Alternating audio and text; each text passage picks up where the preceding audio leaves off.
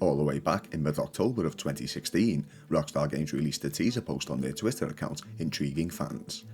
It had been many years since Red Dead Redemption was released, so when we got a glimpse that we were going back to the Wild West, gamers were buzzing with theories and speculation as to what the story would be, the location setting, and most importantly, who was the protagonist. Recently, I began searching the web to find posts, which were posted shortly after the announcement, and later as the trailers began to release, and it was pretty entertaining to discover some people's early theories as to what the game was going to be, and today we're going to be looking at some of them. As always, if you enjoy the following, you all know what to do, and if you're new here and aren't subscribed to the channel already, please consider doing so. Please be aware, there will be spoilers ahead for both of the Red Dead Redemption titles, and with that being said, let's get into what we came here to see. Theory 1. The story was to be centred around the Blackwater Massacre. True, sort of. The strange man that John Marston encounters multiple times throughout the original Red Dead Redemption seems to know a lot about John's past. Many speculate that he's the devil himself, but that's another story for another time. In their first encounter, the man mentions to John about the failed Blackwater ferry heist and how Dutch killed a young mother called Heidi McCourt. Although the story of Red Dead Redemption 2 begins with the gang escaping said heist, it doesn't exactly revolve around it, it's just the starting point. The story is centred around the earlier days of the Linde gang up until their downfall, but I think this early theory is credible enough to go into the truth column. Theory 2. Seth and Irish were playable characters. False. If you've played the first Red Dead Redemption, you'll no doubt remember the crazy grave robbing Seth Byers and John's drunken assistant Irish. Both were memorable characters in their own respect and even lovable in some ways.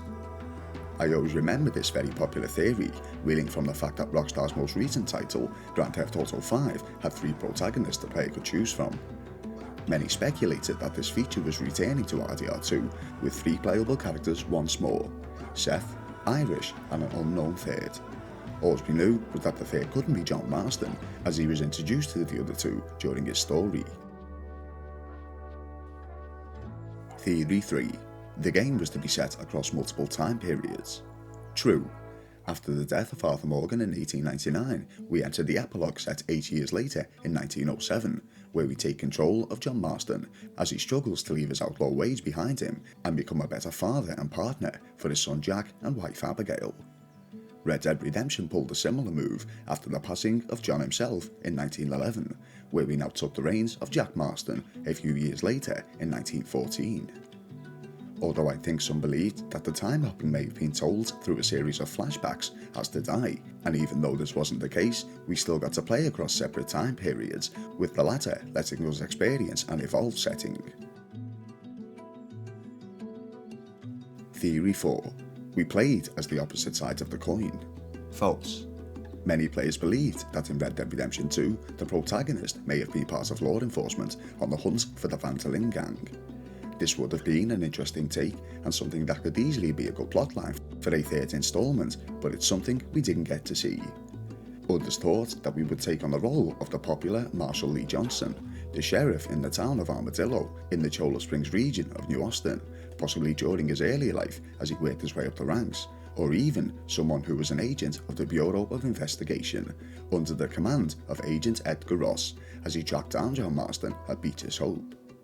This could have been played in a similar style to LA Noire, another title by Rockstar Games, where the lawman would have to interrogate witnesses, outlaws, and search crime scenes for clues.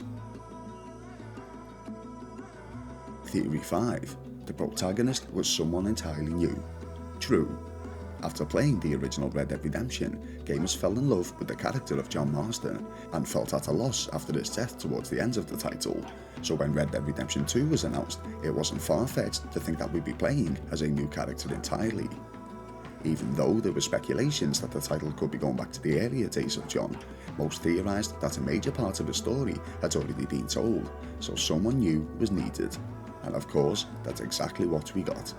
Even though John was part of the story of RDR2, players now stepped into the boots of Arthur Morgan. This took gamers somewhat by surprise, as his character was never mentioned during the original title. Theory 6. Archie Downs was a young John Marston. False. When the second trailer dropped towards the end of September 2017, there's a clip around the 30-second mark where Arthur is shown speaking to a teenage boy, making threats towards him. Those who have played the game will recognise this character as Archie Downs, son of Edith and Thomas, the tuberculosis victim who infected Arthur. Many viewers of this trailer believe that the character of Archie was actually a young John Marston. This particular theory was pretty popular, especially within the Reddit community. It was thought that during the interaction with Arthur, this was the first time that the two Red Dead Redemption protagonists would meet, and this was in some way how John was initiated into the Linde gang. Knowing that John was several years younger than Arthur, this theory didn't seem so far-fetched. Theory 7. It was the Linde gang before Red Dead Redemption 1. True.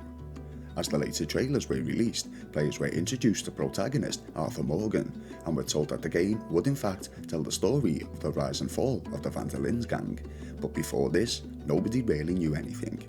A lot of theories bounced around the story, including that it would tell a tale of Jack Marston after the fall of his mother and father, but probably the most popular theory was that players would be going back in time to experience the then much larger and younger Linde gang.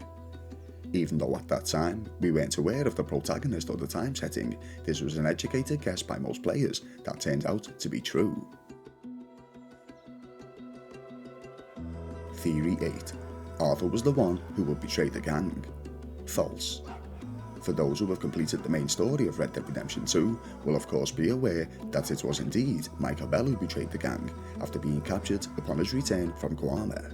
But a popular speculative floating around before the game's release was that Arthur Morgan would be the one to turn state. Gamers of the original Red Dead knew that the Linde gang would fall apart during Red Dead 2, and that Arthur wouldn't make it out alive as to stay within the narrative of the entire series, but a lot believed that his downfall would have come from the hands of John Marston after the betrayal by Arthur. This of course turned out to be false, and after spending all of that time as Arthur in the title, it would have been a ridiculous ending, but at that time we never knew, so it didn't seem too silly to think this way back when. What were some of the Red Dead Redemption 2 theories you can remember floating around before we got the release of the game? Let us know in the comment section below.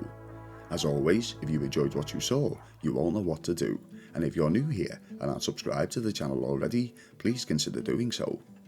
Are there any specific topics you guys would like to see me cover? Be sure to let me know that also.